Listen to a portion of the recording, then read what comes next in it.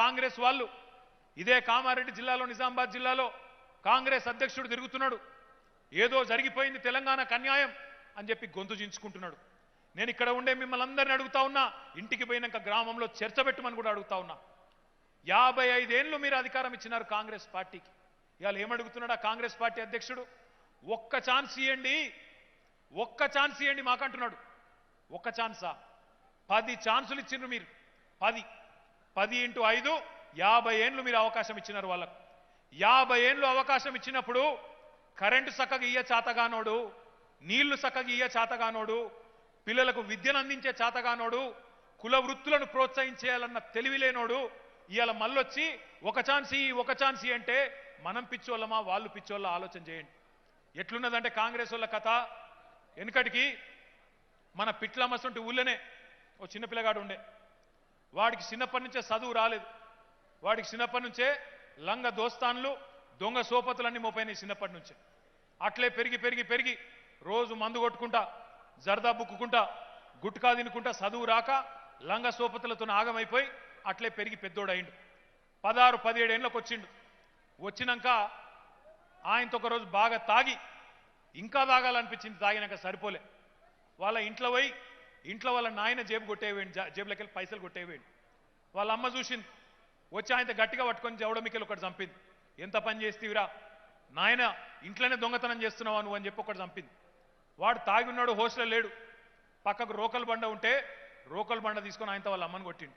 స్పాట్లో చచ్చిపోయింది. నాయన ఊరికొచ్చిండు, తండ్రి ఊరికొచ్చిండు. అయ్యో ఎంత పని చేస్తేవిరా దరిద్రుడా అని తండ్రి ఊరికొచ్చిండు. ఊరికొచ్చి తండ్రి కూడా గట్టిగా పట్టుకుని గుద్దిండు ఒకటి. తండ్రిని కూడా ఆయనతో అదే రోకల్ బండతో కొట్టిండు. ఆయన కూడా స్పాట్లో చచ్చిపోయిండు. మరిగా చంపేస్తే ఊకోరు కదా పోలీసు వాళ్ళు పట్టుకున్నారు, తీసుకుపోయి జైల్లో పెట్టిండు. జైల్లో పెట్టినాక శిక్ష వేయాలి కాబట్టి జడ్జి గారి దగ్గర తీసుకుపోయాను. ఆ జడ్జి గారు మన పోచారం సాబ్ లెక్క చాలా పెద్ద మనిషి, చల్లటి మనిషి. ఆయన ముంగడ పెట్టింది పోరని. పెడితే ఆ జడ్జి గారు చూసినాడు కిందికెళ్ళి మీదకి. అరే నేను నాకు చాలా పెద్ద జీవితము, నాకు సుమారు 60-65 ఏళ్ళు ఉంటాయి. నేను చాలామంది గలీజ్ గాళ్ళని చూసిన, చాలామంది లత్కోర్ గాళ్ళని కూడా చూసిన, 3rd క్లాస్ గాళ్ళని చూసిన, ఆఖరికి రేవంత్ రెడ్డిని కూడా చూసిన. కానీ నీ అంత గలీజ్గానైతే చూడలేదురా నేను. సొంత తల్లిదండ్రినే చంపినవు దరిద్రుడా, నీకేం శిక్ష చేయాలరా నువ్వే చెప్పు, నాకైతే సమజ్ అయితే లేదన్నాడు. అంటే వాడేం చేసిండు ఎరికేనా? అప్పటిదాకా రుబాబుగా నిలుచున్నాడు, రొమ్ము విరిచి నిలుచున్నాడు, ఎగ్దం 2 చేతులు కట్టుకొని నక్క వినయాలు ప్రదర్శించుకుంటా, అయ్యా నేను తల్లిదండ్రి లేని అనాథని సార్, నన్ను ఇడిచిపెట్టి సార్ అన్నాడు వాడు. కాంగ్రెస్ వాళ్ళ కథ కూడా గట్లే ఉన్నది. నిన్న మొన్నటిదాకా సాగు కొట్టింది ఎవడు? వీడు కాదా మనను? నిన్న మొన్నటిదాకా ఎవడుండే? రాజశేఖర్ రెడ్డి, కిరణ్ కుమార్ రెడ్డి, రోషయ్య, అంతకుముందు పీసయ్య, ఎవడో ఉండే. వాళ్ళు ఉన్నప్పుడేమో పీకిందేం లేదు. కరెంట్ ఇయ్యే శాత కాదు, తాగునీళ్ళు ఇయ్యే శాత కాదు, ఒక లిఫ్ట్ ఇరిగేషన్ పెట్టే శాత కాదు, పెన్షన్ 200 రూపాయల కంటే ఎక్కువ ఇచ్చింది లేదు. ఇవాళ వచ్చేట ఒక్క ఛాన్స్ ఇయ్యండ్రి. ఇదివరకు ఇయ్యలేదా నీకు 10 ఛాన్సులు? అప్పుడేం చేసినావు మరి? గుడ్డి గుర్రాల పనులు దోమినవా? ఏం చేసినావు అప్పుడు? ఎందుకు ఇయ్యాల నీకు ఛాన్సులు? ఈడ కూడా ఒక ఆయన ఉన్నాడు, గంగారామో బొంగారామో, పట్టించుకోకుండ్రి. ఇసంటోళ్ళను పట్టించుకునే అక్కరలేదు. కొంత బాధగున్నా ఎదిరించి మాట్లాడి జవాబు చెప్పకపోతే అసలు నిద్రపట్టనటువంటి పరిస్థితి.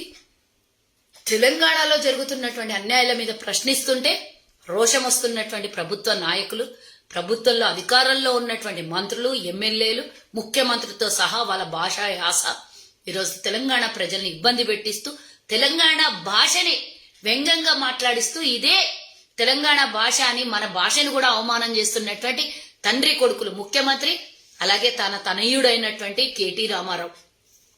చాలా గొప్పగా అమెరికాలో చదువుకున్నావు కదయ్యా, చాలా గొప్పగా సంస్కారం నేర్పిండి కదా మీ నాయన. చాలా ఈరోజు ఒక 2వసారి మంత్రివర్గంలో ఉన్నావు కదా, తెలంగాణ ఉద్యమంలో పొడిచినావు కదా చాలా. అమెరికాలో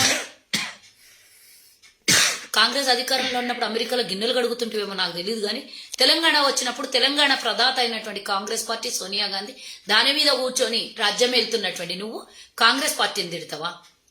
మీ చెల్లెలేమో మొన్న ఢిల్లీలో కాంగ్రెస్ పార్టీ సోనియా గాంధీ గురించి చాలా గొప్పగా చెప్పిందమ్మా.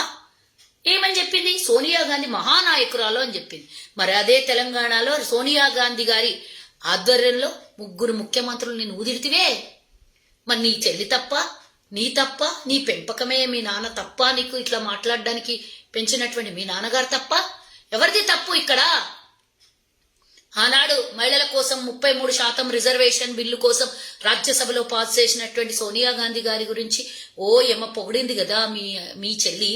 అదెందుకు?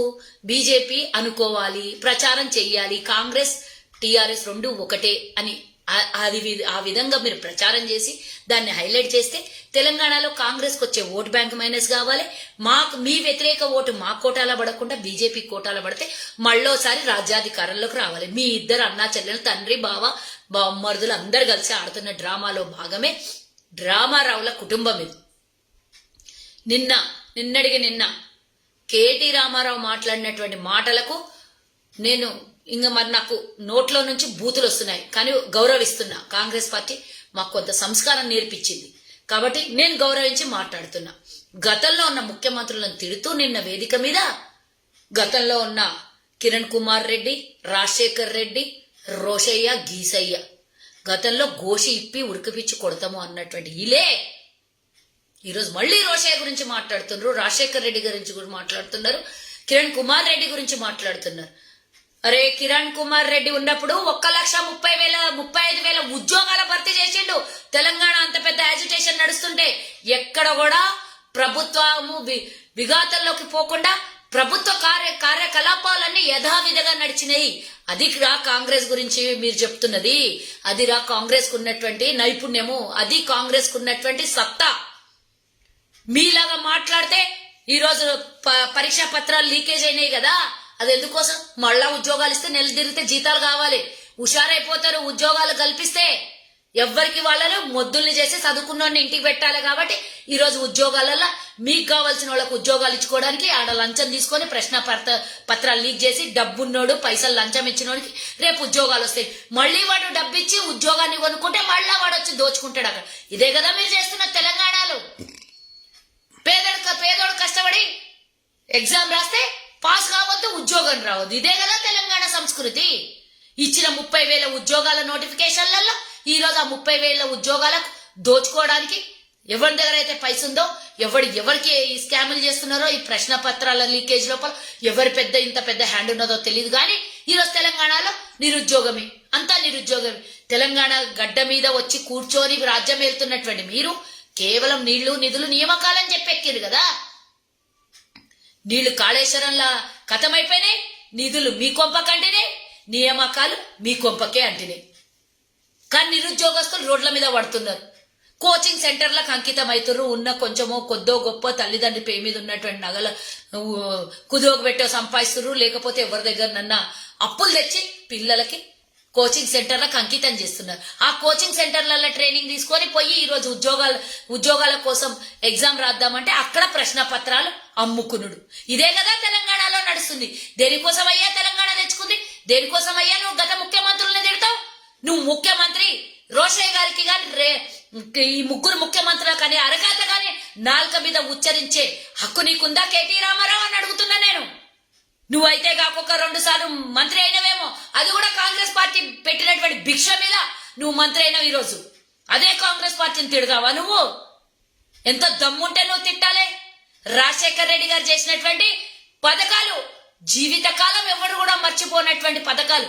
ఈరోజు 104 ఏంది, 108 ఏంది, ఆరోగ్యశ్రీ ఏంది, ఫ్రీ ఫీజు రియంబర్స్మెంట్ ఏంది, ఉచిత కరెంట్ ఏంది, ఈ రోజు ఏకకాల రుణమాఫీ ఏంది, తెలంగాణలో చేసినటువంటి ఆ రోజు ఉమ్మడి ఆంధ్రప్రదేశ్ లో చేసినటువంటి సంస్కరణ లేదు. ఉమ్మడి ఆంధ్రప్రదేశ్ లో పేదలకు భూములు ఇచ్చుట్లో గాని, లక్షల మందికి ఈ ఇందిరమ్మ ఇండ్లు ఇచ్చుట్లో గాని ఏంటి కాంగ్రెస్ గవర్నమెంట్ అడగకుండా అన్నం పెట్టింది పేదోడికి, అడగకుండా కడుపు నింపింది, అడగకుండా ఫీజు రియంబర్స్మెంట్ చేసింది. ఈ రోజు ఏంది నువ్వు ఫీజు రియంబర్స్మెంట్ చేయకుండా చదువుకుంటున్న తల్లి తండ్రికి ఈ రోజు భారంగా ఫీజు మారింది. పేదోడు మెరిట్ లో సంపాదించుకున్నటువంటి మార్కులకు కూడా కనీస విలువనివ్వనటువంటి నీ ప్రభుత్వం నువ్వు కూడా మాట్లాడతావా? నీకు అర్హత ఉందా? కిరణ్ కుమార్ రెడ్డి ఇచ్చినటువంటి ఉద్యోగాలు ఏంది, రాజశేఖర్ రెడ్డి తెలంగాణలో ఉమ్మడి ఆంధ్రప్రదేశ్ లో తెచ్చినటువంటి సంస్కరణలేంది, రోషయ్య గారు ముఖ్యంగా నేను చెప్తున్నా, రోషయ్య గారిని మళ్ళీ తిడుతున్నావు. అసలు ఎవ్వడు కూడా భూమి మీద పుట్టిన ఎవ్వడు కూడా రోషయ్య గారిని తిట్టే అధికారం గాని హక్కు గాని ఏ వెధవలకి లేదు అని నేను చెప్తున్నా. ఎందుకంటున్నా అంటే ఈ రోజు నువ్వు ధనిక రాష్ట్రం అని రాజ్యం వెళ్తున్నావు కదా, గద్దె మీద కూర్చున్నావు కదా, ఆ ధనిక రాష్ట్రం ధనికంగా ఉండి ఏ రోజు కూడా ఏ ఒక్క బడ్జెట్ లో కూడా ఓవర్ డ్రాఫ్ట్ పోనీయకుండా, అప్పుల పాలు చేయకుండా రాష్ట్రాన్ని, ఉమ్మడి రాష్ట్రాన్ని కాపాడుకుంటూ వచ్చినటువంటి ఒక ఆర్థిక శాఖ మంత్రి, ఒక పెద్ద శాస్త్రవేత్త, ఆర్థిక శాస్త్రానికే అంత పెద్ద మనిషిని పట్టుకొని రోషయ్య గిషయ్య అంటవా? నీకెంత దమ్మున్నది కేటీఆర్ అని అడుగుతున్నా. ఆయన వయసు, ఆయన అనుభవం అంతా లేదు నీ వయసు. 16 సార్లు బడ్జెట్ ప్రవేశపెట్టి గిన్నిస్ బుక్ ఆఫ్ వరల్డ్ రికార్డులో ఎక్కినటువంటి రోషయ్య గారిని పట్టుకొని తిడతావా నువ్వు? నీకు దమ్ముంది ఆయన తిట్టడానికి? రా, నేను ఒక్కదాన్ని వస్తా. రోషయ్య కుటుంబము కాంగ్రెస్ అవసరం లేదు. రా, దమ్ముంటే ఏడికొస్తావు రా. నేను నీకు సవాల్ ఇస్తున్నా. బేషరతుగా రోషయ్య గారి కుటుంబానికి, రోషయ్య గారికి, కాంగ్రెస్ పార్టీకి, గతంలో ఉన్నటువంటి కిరణ్ కుమార్ రెడ్డి ముఖ్యమంత్రికి, అలాగే రాజశేఖర్ రెడ్డి గారికి బేషరతుగా క్షమాపణ చెప్పేంత వరకు మేము వదలము అని చెప్తున్నా.